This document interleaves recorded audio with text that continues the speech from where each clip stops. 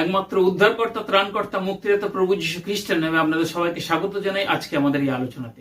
আজকে আলোচনাতে একটা ছোট থট আপনাদের সামনে তুলে ধরতে চাই, একটা ছোট চিন্তা বা একটা ছোট ভাবনা আপনাদের সামনে বা আপনাদের সঙ্গে শেয়ার করতে চাই। সেই বিষয়টা যদি আপনি একবার ভাবেন, ভালো করে চিন্তা করেন, গভীরভাবে ভাবেন, তাহলে আপনি যে বিশ্বাসে আছেন, যদি আপনি সেই একমাত্র জীবন্ত সত্যময় ঈশ্বরকে বিশ্বাস করে থাকেন, যদি আপনি সেই ত্রাণকর্তা প্রভু যীশু খ্রিস্টকে যদি আপনি বিশ্বাস করে থাকেন বা গ্রহণ করে থাকেন বা ভালো বলে মনে করেন, তাহলে একবার ভাববেন, তাহলে যে বিশ্বাসে আপনি আছেন সেই বিশ্বাস আরো মজবুত হবে, আরো স্ট্রং হবে, আরো গভীর হবে। তাহলে আপনি আরো এক ধাপ আত্মিক পথে ঈশ্বরীয় রাজ্যের দিকে ধাবিত হতে পারবেন। সেই বিষয়টা আপনাদের সঙ্গে শেয়ার করার জন্য আজকে হাজির হয়েছি। আপনি চিন্তা করুন, যিশুকে সেই দিনে কে ধরিয়ে দিয়েছিল? আমরা সবাই জানি, সমস্ত বিশ্বজনীন মণ্ডলী, সমস্ত খ্রিস্টীয় মণ্ডলী সবাই জানে যে যিশুকে ইস্করিয়তীয় জিহুদা সে শত্রুদের হাতে তুলে দিয়েছিল বা ধরিয়ে দিয়েছিল বা সমর্পণ করেছিল। এবং এটাও সবাই জানে, জিহুদার মধ্য দিয়ে শয়তান এই কাজটা করিয়েছিল। এটাই সমস্ত পৃথিবীর মানুষেরা জানে এবং বিশ্বাস করে। এইখানে একটা গভীর রহস্য, গভীর চিন্তা, গভীর বিষয় লুকিয়ে রয়েছে। তাই সেই গভীর বিষয়কে উদ্ঘাটন করার জন্য আজকে আপনাদের সঙ্গে এই বিষয়টা শেয়ার করার জন্য এসেছি। যদি আপনি মনে করেন আপনার কাছে এটা স্পষ্ট, এটা কোনো ধোঁয়াশা নয়, কিন্তু আমি একবার বলবো আপনাকে, এই স্পষ্টের মধ্যেও ধোঁয়াশা রয়েছে, তাই সেটা লুকিয়ে রয়েছে। আসুন সেই বিষয়টা আমরা দেখব। সেই দিনে যীশু খ্রিস্ট যখন পৃথিবীতে সমস্ত শিষ্যদেরকে, তার যে শিষ্যরা ছিল তাদের সঙ্গে অনেক বিষয় শেয়ার করেছিলেন এবং তার সঙ্গে শেয়ার করেছিলেন যে যীশু খ্রিস্ট কিভাবে দুঃখ ভোগ করবেন, ক্রুশবিদ্ধ হবেন, উত্থাপন করবেন। এই বিষয়গুলো শিষ্যদেরকে অনেকবার বলেছিলেন। আর যখন অনেকবার বলেছিলেন, শিষ্যরা তখন শুনেছিল। আপনার কি মনে হয়, যখন শিষ্যরা বা মানুষ হয়ে যখন তারা জানতে পারছে, তাহলে কি এই বিষয়টা শয়তান জানতো না? শয়তান কি শোনেনি? যীশু খ্রিস্ট যখন বলছেন যে তিনি দুঃখ ভোগ করবেন, তিনি ক্রুশবিদ্ধ হবেন, আবার তিনি উত্থাপন করবেন, সেটা কি শয়তান জানতো না? এমনকি যীশু খ্রিস্ট যখন পৃথিবীতে রক্ত মাংসের শরীরে আসবেন, তার অনেক আগেই, জন্মানোর আগেই ভবিষ্যৎবাণী বিভিন্ন জায়গায় ছিল যে সেখানে যে বলা রয়েছে যে একজন উদ্ধারকর্তা, ত্রাণকর্তা, মুক্তিদাতা আসবেন, অর্থাৎ একজন মসীহ আসবেন। তিনি সমস্ত মানুষের অপরাধের জন্য নিজেকে সেই প্রায়শ্চিত্তের মধ্য দিয়ে নিয়ে যাবেন, মানুষের প্রায়শ্চিত্ত করবেন এবং তিনি আবার উত্থাপন করবেন। এটা জানে। তাহলে শয়তানও এটা জানতো, কেননা মানুষের থেকে অনেক বেশি চালাক, অনেক বেশি জ্ঞানী সেই শয়তান। সে নিশ্চয়ই এটা জানতো, কিন্তু মানুষ বা বর্তমান খ্রিস্ট মণ্ডলী এটা কিন্তু মেনে নেয় না যে শয়তান এটা জানতো বলে। তা আপনি কি মনে করেন, শয়তান কি এটা জানতো না? এমনকি যখনই সেই যীশু খ্রিস্ট শিক্ষা দিচ্ছেন তার শিষ্যদের, সেই সময় তো শয়তান ছিল, সেও তো জানতে পেরেছিল যে যীশু খ্রিস্ট আবার উত্থাপন করবেন।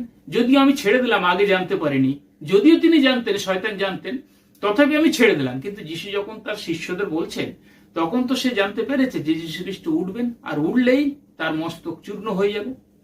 তথাপি আমরা বলছি শয়তান জানতো না। আসুন আমরা কয়েকটা দিক দেখব। যোহন যদি আপনি 12 অধ্যায় দেখেন, সেখানে দেখতে পাবেন 31 এবং 32 পদে লেখা রয়েছে, এখন এ জগতের অধিপতি বাহিরে নিক্ষিপ্ত হইবে, আর আমি ভূতল হইতে উচ্চিক্ষিত হইলে পর সকলকে আমার নিকটে আকর্ষণ করব।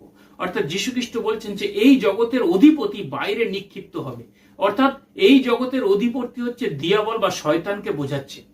তাই অনেকে বা অনেক খ্রিস্ট বিশ্বাসী এটাও বুঝতে পারে না যে এই জগতের অধিপতি দিয়াবল। তারা সেই ঈশ্বরকে বা যিশুকে মেনে নিয়েছে। এটা তাদের একেবারে সেই ইগনোরেন্স বলা যেতে পারে। তা সেই কারণের জন্য এই জায়গাটাও আমাদের শুধরানোর দরকার রয়েছে যে এই জগতের অধিপতি দিয়াবল, যিশু বলছেন সে বাইরে নিক্ষিপ্ত হবে, আর আমি ভূতল হইতে উচ্চীকৃত হইলে সবাইকে আমার নিকটে আকর্ষণ করব। তাহলে এখানে শয়তান এই কথাটা শোনেনি যে যিশু যখন শিষ্যদের বলছেন যে তাকে নিক্ষেপ করা হবে এবং যিশু আবার উঠবেন, তাহলে শয়তান কি জানতো না যে যিশু উঠবেন? আবার দেখুন, দ্বিতীয় বিষয় আসি, দ্বিতীয় দিক আসি। মথি আপনি যদি 16 অধ্যায় 21 পদ দেখেন, সেখানেও যিশু বলছেন যে তৃতীয় দিবসে তিনি আবার উত্থাপন করবেন বা আবার উঠবেন। তাহলে সেখানেও কিন্তু শয়তান, কেননা যিশু যেখানে যাচ্ছেন তাকে সদা সর্বদা ভ্রষ্ট করার জন্য শয়তান তার পিছনে লেগেই রয়েছে। কিন্তু বর্তমান মণ্ডলী বলছে যে শয়তান এটা জানতো যে যীশু খ্রিস্ট আসবেন, দুঃখ ভোগ করবেন, ক্রুশবিদ্ধ হবে, কিন্তু যিশু যে পুনরুত্থিত হবেন, তিনি যে উঠবেন, এটা শয়তান জানতো না। তাহলে যিশু তো আগেই বলে রাখছে সমস্ত কিছু যে আমি আবার উঠবো, তাহলে কি করে সে জানতো না? তাই সমস্ত বিশ্বমণ্ডলী এটাই বিশ্বাস করে যে শয়তানের কাছে এটা অজানা ছিল যে যিশু আবার উঠবেন, কিন্তু যিশু তো নিজেই বলে দিয়েছেন উঠবেন, তখন তো সে শুনছে, তাহলে তার কাছে অজানা কি করে থাকবে? আবার তৃতীয় দেখুন দিক, জিহুদা যে যিশুকে সমর্পণ করবে সেটা যিশু আগে থেকে বলেছিলেন যে এই ব্যক্তি আমাকে সমর্পণ করবে, তার হাত আমার সঙ্গে টেবিলে রয়েছে। তা এইভাবে জিহুদাকে যিশু খ্রিস্ট ইন্ডিকেট করেছিলেন। তাই আরো অনেক জায়গা রয়েছে যখনই সেই ভবিষ্যৎবাণী করেছিলেন যে কি রূপে তিনি দুঃখ ভোগ করবেন, সমস্ত জায়গায় তিনি উল্লেখ করেছেন। তা সেই সমস্ত জায়গায় কিন্তু শয়তান প্রেজেন্ট ছিল কোনো না কোনো ভাবে। এবার আপনি বলেন তো, শয়তান জানতো না যে যীশু খ্রিস্ট আবার উত্থাপন করবেন? তাহলে আপনি একবার চিন্তা করুন তো, তাহলে শয়তান কি চাইবে যীশু খ্রিস্ট ক্রুশে যাক? এইটা হচ্ছে আপনার কাছে ছোট ভাবনা, আর তার ভেতরের রহস্যতে আসছি। শয়তান কি চাইবে যীশু খ্রিস্ট ক্রুশে যাক, প্রায়শ্চিত্ত করুক? কেননা শয়তান নিজেও জানে সে প্রায়শ্চিত্ত করলে আবার উঠবে, কেননা যিশুকে ধরে রাখা যাবে না। এইবার আসি, সূক্ষ্ম বিষয়ে আসি। ক্রুশ পর্যন্ত যিশু যাতে যেতে না পারেন সেটা শয়তান বারবার চেষ্টা করেছেন বাধা দিতে। যখন যিশু জন্মালেন তখন হেরোদের মধ্য দিয়ে সেই সমস্ত কিছু শিশুদের, 2 বছর এবং তার কম বয়সের শিষ্যদের বধ করলেন। কেননা পণ্ডিতদের মারফত সেই হেরোদ খবর পেয়ে গেছিল যে ত্রাণকর্তা জন্মেছেন, তাই তিনি আইডিয়া করে নিয়েছিলেন পণ্ডিতদের কাছ থেকে যে কোন সময় সেই তারা দেখা গেছিল, সেই ক্যালকুলেশন করে সে 2 বছর এবং তার নিচে শিশুদের সবগুলোকে বধ করে দিয়েছিল। তাই শয়তান চেয়েছিল যে যীশু খ্রিস্ট শিশু অবস্থায় যদি মৃত্যুবরণ করে তাহলে প্রায়শ্চিত্তে যেতে পারবে না, সেই জন্য যিশুকে ধ্বংস করতে চেয়েছিল। কিন্তু সেটা হয়নি। যখন সেটা হলো না তখন শয়তান আবার যিশুকে পরীক্ষা করলেন। আমরা জানি যে যিশুকে পরীক্ষার মধ্য দিয়ে যেতে হয়েছিল, আর শয়তান বিভিন্নভাবে তাকে পরাস্ত করার চেষ্টা করেছিলেন। কেননা শয়তান জানে যিশুকে যদি একবার পরীক্ষায় হারাতে পারি তাহলে প্রায়শ্চিত্তে গেলেও কোনো লাভ হবে না, কোনো কাজ হবে না, জগতের মানুষের মোহমুক্তির পথ উন্মোচন হবে না বা খুলে যাবে না। সেই কারণের জন্য শয়তান যিশুকে পরীক্ষায় পরাস্ত করার চেষ্টা করলো। যখন সেটাও হলো না, এইবারে সেই প্রায়শ্চিত্তের সময় উপস্থিত হয়ে গেছে। যদি যোহন 13 অধ্যায় 27 পদ দেখেন, সেখানে দেখবেন যে রুটি খণ্ডের পরেই ইস্করিয়ত জিহুদার মধ্যে সেই শয়তান প্রবেশ করলো। অর্থাৎ জিহুদাকে যখন যিশু রুটি খণ্ড দিলেন তারপরেই তার মধ্যে শয়তান প্রবেশ করলো, আর যিশু বলছেন যে তুমি যাহা করিতেছ তাহা শীঘ্র করো। এটা আপনার কাছে চিন্তা বা ছোট্ট সেই থট যে যীশু খ্রিস্ট কাকে বলেছিল যে তুমি যাহা করিতেছ শীঘ্র করো, এটা আমরা সবাই জানি যে সেখানে শয়তানকে বলেনি। কেননা যদি শয়তানকে বলতো, শয়তান যদি জিহুদার মধ্যে প্রবেশ করত, তাহলে শয়তান যদি যিশুকে ধরিয়ে দেওয়ার মনোবাসনা করত, আর যিশুরও টেন্ডেন্সি, যিশুরও উদ্দেশ্য ছিল সেই ক্রুশে যাওয়া, তাহলে তো দুজনের মত এক হয়ে যাবে, শয়তানের মত এবং যিশুর মত। তাহলে দুজনের মত তো কোনোদিন এক হতে পারে না। যিশু চাইছে প্রায়শ্চিত্ত করতে, শয়তান তাকে বাধা দিতে চাইবে। বা যিশু যদি প্রায়শ্চিত্ত করতে চায়, শয়তানও যদি চায় যে যিশু প্রায়শ্চিত্তে যাক, তাহলে তো দুজনের মত তো এক হয়ে গেল না, সেখানে তো দ্বিমত হলো না। সেই কারণের জন্য সেখানে দেখা যায় যে জিহুদার মধ্যে তাহলে শয়তান যখন প্রবেশ করলো, তাহলে কি কারণের জন্য প্রবেশ করলো? আবার যদি মথি তার 26 অধ্যায় 50 পদে দেখেন, সেখানে সেই যখন শত্রুরা যিশুকে ধরতে আসে সে বাগানে, তখন সে জিহুদা এসে যিশুকে চুম্বন করে শত্রুদের হাতে ধরিয়ে দিল বা চিনিয়ে দিল যে ইনি যিশু। তখন যীশু খ্রিস্ট বলছেন মিত্র, অর্থাৎ তাহাকে বলিলেন বা জিহুদাকে বলিলেন, ইস্করিত জিহুদাকে বলিলেন মিত্র, মানে বন্ধু হিসাবে সম্বোধন করলেন, যাহা করিতে আসিয়াছ করো। অর্থাৎ এখানে যীশু খ্রিস্ট তখন কাকে বললেন? ইস্করিত জিহুদাকে না, শয়তানকে এই কথা বললেন। শয়তানকে নিশ্চয় মিত্র বলবে না, সেই কারণের জন্য এখানে জিহুদাকে যীশু খ্রিস্ট এই কথা বলেছিলেন। তাহলে শয়তানের এখানে ফাংশনটা কি? শয়তান জিহুদার মধ্যে প্রবেশ করার অর্থটা কি? আমরা এটা অনেক সময় বুঝতে পারি না। আমরা ভেবেছি যে জিহুদার মধ্যে শয়তান প্রবেশ করেছে এই কারণে যাতে সে যিশুকে ধরিয়ে দেয়, যিশুকে বধ করা হয়। কিন্তু শয়তান তো জানে যিশু যদি বধ করা হয় বা যিশুকে যদি ধরিয়ে দেয়, সে যদি প্রায়শ্চিত্তে যায়, সে তো উত্থাপন করবে আর তার মাথা চূর্ণ হবে। তাহলে শয়তান কেন চাইবে যে যিশুকে ক্রুশ পর্যন্ত যেতে, প্রায়শ্চিত্ত পর্যন্ত যেতে? সেই কারণের জন্য সে তো আগে বাধা দিয়েছিল, এবারে সে নিশ্চয়ই আটকাবার চেষ্টা করবে। আবার অনেকে বলে যে পিতার একটা পরিকল্পনা ছিল যে যীশু খ্রিস্টকে কিভাবে সমর্পণ করবে শত্রুদের হাতে, সেটা হচ্ছে জিহুদাকে বেছে নিয়েছে।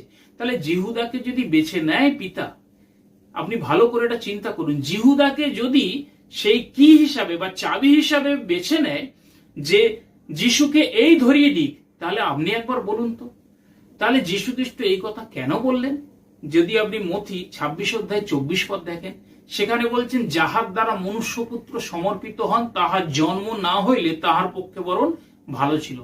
তাহলে জিহুদাকে দোষী কে করলো? যদি পিতা জিহুদাকেই বেছে নেয় যিশুকে ধরিয়ে দেওয়ার জন্য, তার জন্য জিহুদার মৃত্যু পর্যন্ত হলো, সে আত্মহত্যা করলো। লেখা রয়েছে ওখানে সে গলায় দড়ি দিল, গলায় দড়ি দিয়ে সে আত্মহত্যা করলো।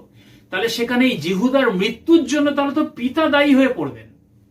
তাহলে এখানে পিতা কিভাবে জিহুদাকে বেছে নিতে পারেন যিশুকে ধরিয়ে দেওয়ার ক্ষেত্রে?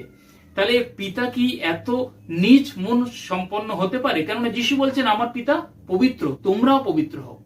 তা এখানে পিতা কখনোই জিহুদাকে মনোনীত করতে পারে না যিশুকে ধরিয়ে দেওয়ার ক্ষেত্রে। আবার শয়তানও কখনো জিহুদাকে মনোনীত করতে পারে না যিশুকে ধরিয়ে দেওয়ার ক্ষেত্রে। যদি আপনি চিন্তা করুন, যদি জিহুদাকে যিশু বেছে নিতেন বা পিতা বেছে নিতেন, তাহলে তো জিহুদার সমস্ত দোষের জন্য পিতা দায়ী হয়ে পড়তেন না। তাহলে সেই দিনে আসলে কি ঘটেছিল? সেই দিনে যখনই সেই জিহুদার মধ্যে, যখনই সেই রুটি খণ্ড যিশু জিহুদাকে দিলেন, তখনই তার মধ্যে শয়তান প্রবেশ করলো। আর আমরা জানি যিশু খ্রিস্টকে ধরানোর জন্যই সেই শয়তান তার মধ্যে প্রবেশ করলো। কিন্তু এটা ভুল চিন্তা। আপনি চিন্তা করুন, আপনার মাথার মধ্যে নিয়ে আসুন, আপনি ক্যালকুলেশন করুন যে শয়তান জানতো যিশু প্রায়শ্চিত্ত করলে তার মস্তক চূর্ণ হয়ে যাবে, জেনে শুনে যিশুকে প্রায়শ্চিত্ত পর্যন্ত যেতে দেবে না। সেই কারণের জন্য জিহুদার মধ্যে শয়তান প্রবেশ করলো জিহুদাকে আটকাবার জন্য, যাতে যিশুকে ধরিয়ে না দেয়। কেননা এর আগেই জিহুদা টাকা নিয়েছে, 30টা রৌপ্য মুদ্রা নিয়েছে যিশুকে ধরার। সে উচ্ছৃঙ্খলতা বশত নিজের লোভের বশবর্তী হয়ে সে ধরিয়ে দিচ্ছে নিজের স্বার্থের জন্য। তাই সেটা হচ্ছে কোনো শয়তানের কথাও শুনেনি, কোনো পিতার কথাও শুনে এটা করছে না।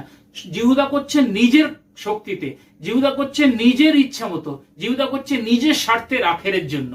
তো এখানে শয়তান তাই জিহুদাকে চেয়েছিলেন বাধা দিতে, কিন্তু আইন যেহেতু বিদ্যমান, মহাকাশেও আইন বিদ্যমান, আইন লঙ্ঘন করার অধিকার কাহারও নাই। তাই আইন লঙ্ঘন করার অধিকার শয়তানেরও নেই।